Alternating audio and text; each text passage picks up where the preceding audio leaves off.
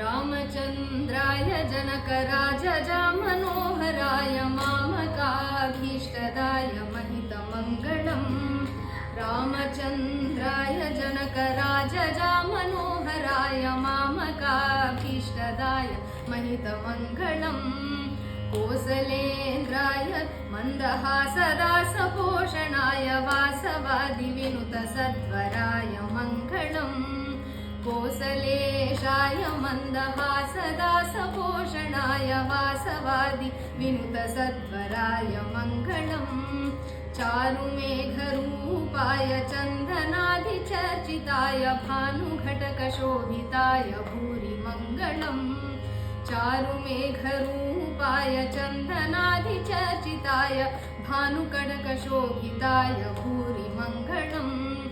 ललितरत्नकुण्डलाय तुलसीवनमालिकाय जलजघटकदेहाय चारुमङ्गलम्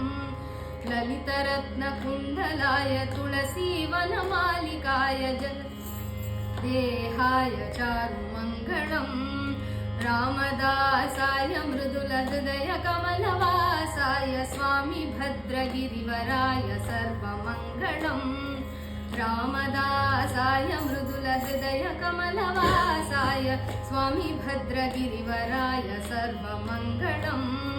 स्वामी भद्रगिरिवराय सर्वमङ्गलम् स्वामी भद्रगिरिवराय सर्वमङ्गलम् सर्व